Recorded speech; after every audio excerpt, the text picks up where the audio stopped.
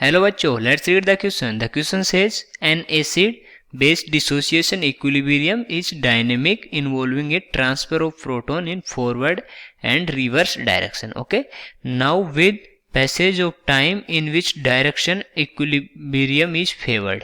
Okay तो देखना अपने को कौन कौन से ऑप्शन गिवन है.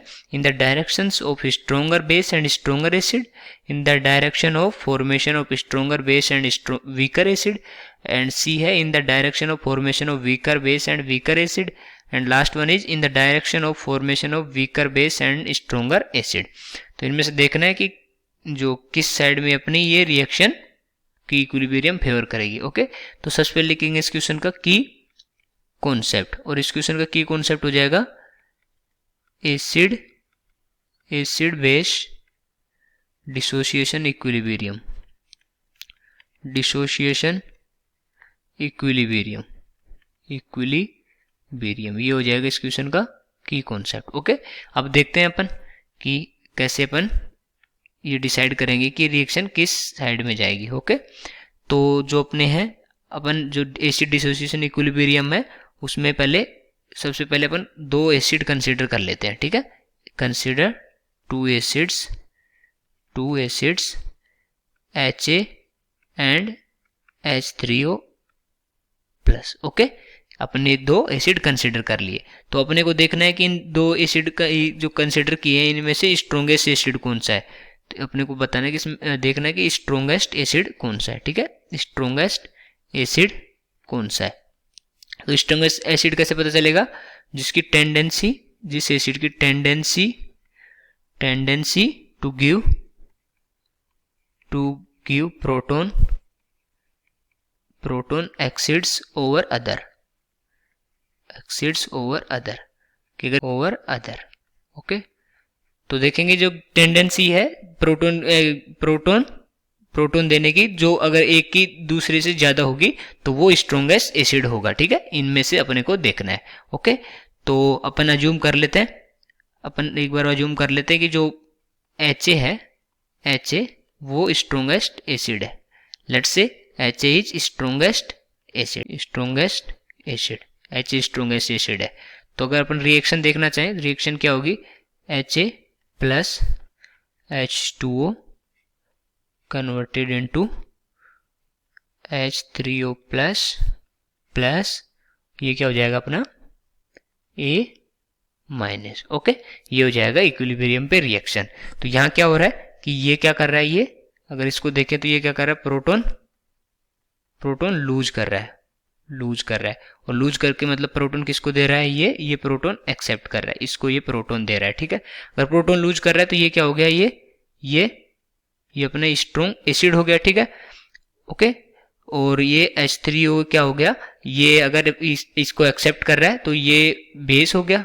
अगर ये बेस हो गया तो ये हो गया इसका कंजुगेट एसिड, और यहाँ अगर ये एसिड है तो इसका कंजुगेट क्या हो गया, ये कंजुगेट बेस. ओके ये हो गया कंजुगेट बेस, ये हो गया कंजुगेट एसिड, और ये हो गया अपना बेस, और ये हो गया अपना एसिड. ओके यहाँ से देखें तो, और यहाँ पर प्रोटॉन ट्रांसफर हो रहे हैं, यहाँ ये प्रोटॉन लूज कर रहा है और ये प्रोटॉन एक्सेप्ट कर रहा है. ठीक है, यहाँ एक्सेप्ट कर किया हुआ प्रोटॉन है और यहाँ प्रोटॉन लूज, इसने HA का लूज किया हुआ A माइनस है. ठीक है, ओके तो अब अपन देखते हैं कि जो रिएक्शन है, जो अपनी रिएक्शन वो किस साइड में शिफ्ट करेगी. जो रिएक्शन अपनी शिफ्ट इक्विलिब्रियम पे रिएक्शन शिफ्ट करेगी, इक्विलिब्रियम शिफ्ट करेगी किधर, जो फॉरवर्ड डायरेक्शन है उसमें. ओके फॉरवर्ड डायरेक्शन में, क्योंकि स्ट्रोंगेस्ट एसिड है. ठीक है, और ये इसको प्रोटॉन दे रहा है तो रिएक्शन किधर चलेगी, अपनी इधर चलेगी, क्योंकि प्रोटॉन देने के बाद ये बनाएगा और A माइनस बनाएगा. ओके और ये बना रहा है, इसका मतलब इसमें कौन कौन से आयन प्रेजेंट है,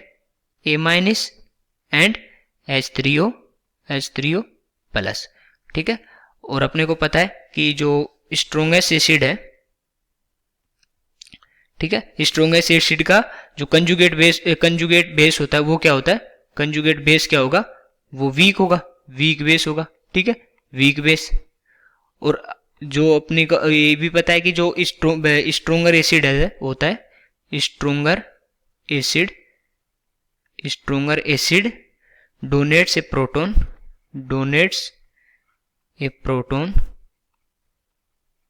proton to stronger base, okay, stronger base. तो इससे अपन ये बोल सकते हैं कि जो कंजुगेट एसिड है वो भी वीक एसिड होगा, वीक एसिड, क्योंकि जब ये स्ट्रोंग एसिड और ये स्ट्रोंग बेस, ये जो रिएक्शन ये करके और ये बना रहे हैं conjugative acid plus conjugative base, okay. तो कंजुगेटिव बेस भी क्या होगा, वीक होगा, क्योंकि स्ट्रोंग एसिड का कंजुगेटिव क्या होता है, वीक होता है, ठीक है। और जो स्ट्रोंग बेस का कंजुगेटिव भी क्या होता है, कंजुगेटिव एसिड वीक होता है, ठीक है। तो जो एसिड और जो बेस है दोनों क्या हो जाएंगे, ये वीक हो जाएंगे। और ये फिर अपन ये बोल सकते हैं कि जो फॉरवर्ड डायरेक्शन में अगर रिएक्शन जा रही है, इसका मतलब कि रिएक्शन किधर साइड में जा रही है, फॉर्मेशन इन द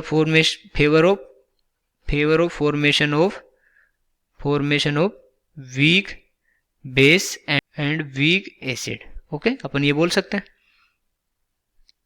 तो यहां से अगर अपन इसके हिसाब से अपन ऑप्शन चेक करें तो जो अपना सी ऑप्शन है वो बोल रहा है कि इन the direction of formation of weaker base and weaker acid.